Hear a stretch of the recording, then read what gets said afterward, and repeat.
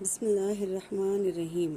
سیرت النبی صلی اللہ تعالیٰ علیہ وآلہ وسلم کا 4th پارٹ۔ نسب نامہ۔ حضور اقدس صلی اللہ تعالیٰ علیہ وآلہ وسلم کا نسب شریف والد ماجد کی طرف سے یہ ہے: حضرت محمد مصطفیٰ صلی اللہ تعالیٰ علیہ وآلہ وسلم بن عبداللہ بن عبد المطلب بن ہاشم بن عبد مناف بن قصی بن قلاب بن مرہ بن قعاب بن لوی بن غالب بن فہر بن مالک بن نضر بن کنانہ بن خزیمہ بن مدرکہ بن الیاس بن مدر بن نزار بن معد بن عدنان۔ بخاری شریف باحوالہ۔ اور والدہ ماجدہ کی طرف سے حضور کا شجرہ نسب یہ ہے: حضرت محمد مصطفیٰ صلی اللہ تعالیٰ علیہ وآلہ وسلم بن آمنہ بنت وہب بن عبد مناف بن زہرہ بن قلاب بن مرہ۔ حضور نبی اکرم صلی اللہ تعالیٰ علیہ وآلہ وسلم کے والدین کا نسب نامہ قلاب بن مرہ پر مل جاتا ہے اور آگے چل کر دونوں سلسلہ ایک ہو جاتا ہے۔ عدنان تک آپ کا نسب نامہ صحیح سندوں کے ساتھ با اتفاق مورخین ثابت ہے۔ اس کے بعد کے ناموں میں بہت کچھ اختلافات ہیں، اور حضور نبی کریم صلی اللہ تعالیٰ علیہ وآلہ وسلم جب بھی اپنا نسب نامہ بیان فرماتے تھے تو عدنان ہی تک ذکر کرتے تھے۔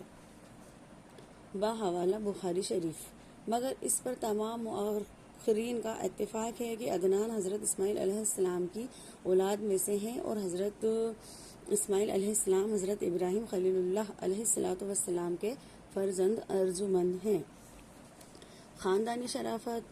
حضور اکرم صلی اللہ تعالیٰ علیہ وآلہ وسلم کا خاندان و نسب نجابت و شرافت میں تمام دنیا کے خاندانوں سے اشرف و اعلیٰ ہے۔ بے شک سبحان اللہ۔ اور یہ وہ حقیقت ہے کہ آپ کے برد ترین دشمن کفار مکہ بھی کبھی اس کا انکار نہ کر سکے۔ چنانچہ حضرت ابو سفیان جب کفر کی حالت میں تھے تو بادشاہ روم ہرقل کے بھرے دربار میں اس حقیقت کا اقرار کیا کہ ہو فینا ذو نسب، یعنی نبی علیہ السلام عالی خاندان ہیں۔ باحوالہ بخاری شریف۔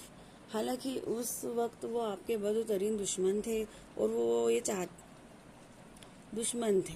اور مسلم شریف کی روایت ہے کہ اللہ تعالیٰ نے حضرت اسماعیل علیہ السلام کی اولاد میں سے کنانہ کو برگزیدہ بنایا، اور کنانہ میں سے قریش کو چنا، اور قریش میں سے بنی ہاشم کو منتخب فرمایا، اور بنی ہاشم میں سے مجھ کو چن لیا۔ سبحان اللہ۔ بے شک مشکات فضائل سید المرسلین صلی اللہ تعالیٰ علیہ وآلہ وسلم۔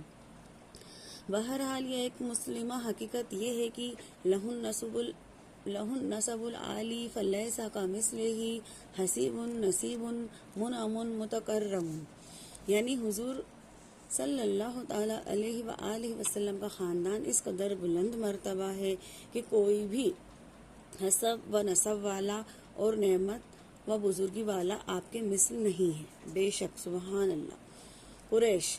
حضور اقدس صلی اللہ تعالیٰ علیہ وآلہ وسلم کے خاندان نبوت میں سبھی حضرات اپنی گناگ و خصوصیات کی وجہ سے بڑے نامی گرامی ہیں، مگر چند ہستیاں ایسی ہیں جو آسمان فضل و کمال پر چاند تارے بن کر چمکے۔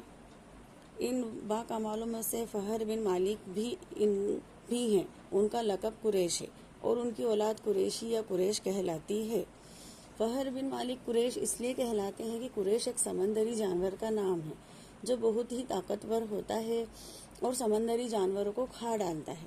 یہ تمام جانوروں پر ہمیشہ غالب رہتا ہے، کبھی مغلوب نہیں ہوتا۔ چونکہ فہر بن مالک اپنی شجاعت اور خداداد طاقت کی بنا پر تمام قبائل عرب پر غالب تھے، اس لیے تمام اہل عرب ان کو قریش کے لقب سے پکارنے لگے۔ چنانچہ اس بارے میں شمرخ بن عمرو کا شعر بہت مشہور ہے: وہ قریش ہے التی تسکن البحر بہا سمیت قریش قریشا، یعنی قریش ایک جانور ہے جو سمندر میں رہتا ہے، اسی کے نام پر قبیلہ قریش کا نام قریش رکھ دیا گیا۔ حضور اکرم صلی اللہ تعالیٰ علیہ وآلہ وسلم کے والدین دونوں کا سلسلہ نسب فہر بن مالک سے ملتا ہے، اس لیے حضور اکرم صلی اللہ تعالیٰ علیہ وآلہ وسلم والدین کی طرف سے قریشی ہیں۔ ہاشم۔ حضور صلی اللہ تعالیٰ علیہ وآلہ وسلم کے پردادا حضرت ہاشم بڑی شان و شوکت کے مالک تھے۔ ان کا اصلی نام عمرو تھا۔ انتہائی بہادر، بے حد سخی اور اعلیٰ درجے کے مہمان نواز تھے۔ ایک سال عرب میں بہت سخت قحط پڑ گیا اور لوگ دانے دانے کو محتاج ہونے لگے، تو یہ ملک شام سے خشک روٹیاں خرید کر حج کے دنوں میں مکہ پہنچے اور روٹیوں کا چورا کر کے اونٹ کے گوشت کے شوربے میں سرید بنا کر تمام حاجیوں کو خوب پیٹ بھر کر کھلایا۔ اس دن سے لوگ ان کو ہاشم، روٹیوں کا چورا کرنے والا کہنے لگے۔